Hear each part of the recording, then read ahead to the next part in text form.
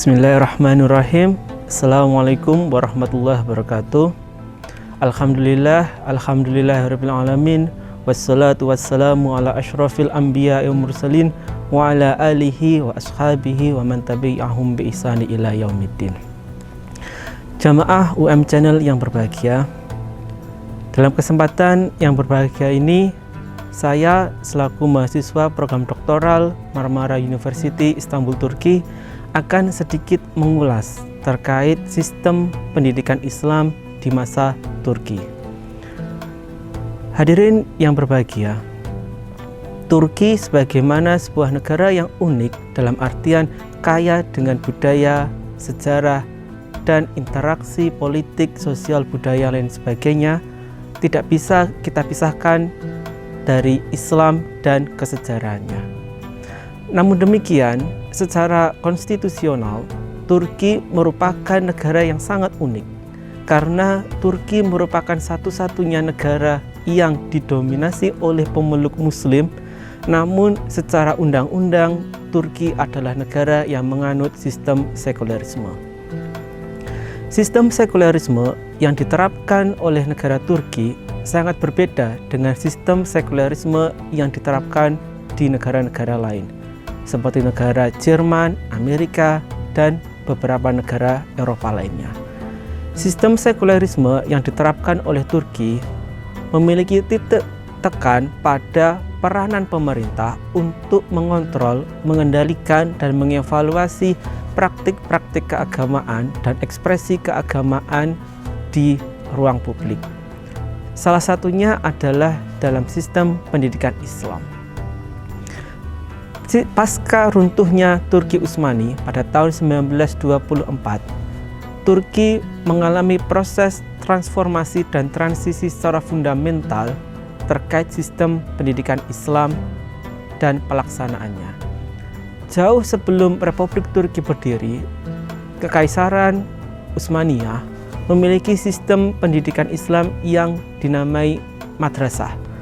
Sistem ini hampir sama dengan sistem pembelajaran keagamaan yang bersifat klasikal dan konservatif, di mana mereka menekankan pada proses penguatan hafalan teks-teks keagamaan, teks hadis, dan pemahaman terkait kesejarahan Rasulullah.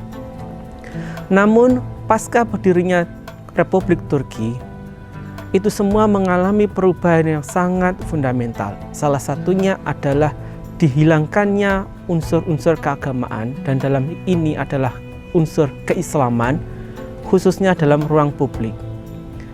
Pasca Republik Turki berdiri, madrasah mengalami proses ditutup ataupun diakhiri oleh pemerintah Turki, di mana kedudukan dari madrasah ini digantikan oleh lembaga yang bernama Imam Hatib Lisesi. Lembaga Imam Hatib Lisesi ini menekankan pada proses pelatihan ataupun pembelajaran yang menghasilkan output atau alumni, di mana mereka berperan sebagai imam ataupun hatib yang ditugaskan pada lembaga pendidikan ataupun di masjid-masjid pemerintahan. Namun itu semua tidak bisa terlepaskan dari aspek sekularisme Republik Turki pada masa berdirinya awal terdahulu. Oleh karena itu, sistem Imam Hatib Lisesi memiliki karakteristik yang sangat unik jika dibandingkan dengan sistem pendidikan Islam di negara-negara lain. Sebagaimana yang tertera pada buku terkait kesejarahan sistem pendidikan Islam di Turki, Imam Hatib Lisesi menekankan pada sistem filsafat, sistem pemikiran teosofi, dan sistem tasawuf. Hal ini sangat berbeda jika kita bandingkan dengan sistem pendidikan Islam di Asia Tenggara, misalnya di Indonesia, di Malaysia, ataupun di Brunei Darussalam. Sistem pendidikan Islam di Turki tidak lepas dari adanya kontrol ataupun evaluasi dari pemerintah, di mana pemerintah Turki mengawasi dan mengendalikan sistem pendidikan, yaitu Sekolah Imam Hatib Lisesi, dan menempatkannya di Kementerian Pendidikan Nasional. Jadi ini merupakan perbedaan yang sangat logis dan sangat spesifik, di mana di beberapa negara Asia Tenggara seperti Indonesia dan Malaysia, sistem pendidikan Islam berada di bawah kontrol ataupun berada di bawah kendali Kementerian Agama. Namun di Turki, sistem pendidikan Islam yang direpresentasikan oleh Sekolah Imam Hatip Lisesi berada pada kontrol ataupun kendali dari Kementerian Pendidikan Nasional. Ini bertujuan untuk mengendalikan sistem pembelajaran Islam supaya bisa setara dengan sistem pendidikan sekuler yang diterapkan pada masa itu. Yang berikutnya, jamaah UM Channel yang berbahagia. Kemudian apa yang bisa kita ambil hikmah terkait sejarah ataupun sekilas bahasan terkait sistem pendidikan Islam di Turki bagi masyarakat ataupun bagi akademisi, kalangan akademisi di Indonesia. Setidaknya ada dua hal yang perlu kita refleksikan dan kita perlu untuk renungkan secara dalam. Yang pertama adalah kita sebagai seorang akademisi yang hidup di Indonesia perlu untuk bersyukur dan meningkatkan rasa ketakwaan kita kepada Allah Subhanahu wa taala, di mana kita bisa belajar studi Islam, bisa belajar agama Islam secara kontinu dan secara simultan. Pengalaman yang terjadi pada pemerintah Turki, di mana sistem madrasah pernah ditutup oleh pemerintah dan itu dilaksanakan dan berlangsung selama kurang lebih 5 tahun.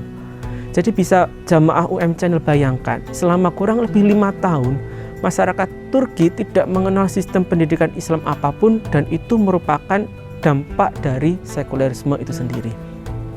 Di Indonesia kita bisa mengakses, kita bisa belajar terkait studi Islam, bisa belajar di Taman Pendidikan Al-Quran, bisa belajar terkait hadis, kita bisa masuk pondok pesantren apapun di Indonesia, dan itu bisa kita laksanakan secara simultan.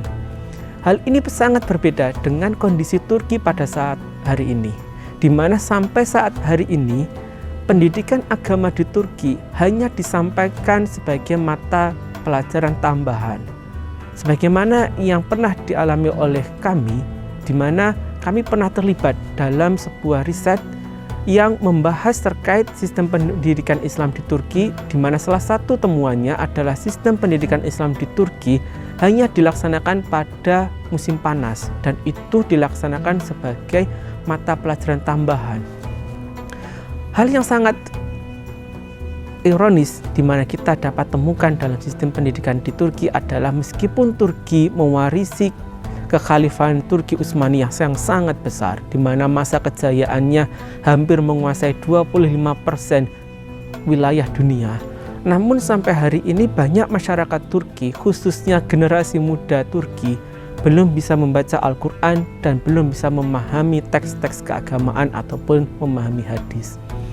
Sehingga kita perlu untuk bersyukur kepada Allah, kita bisa hidup dan bersosialisasi di Indonesia, di mana kita bisa belajar itu semua secara mudah dan secara kontinu.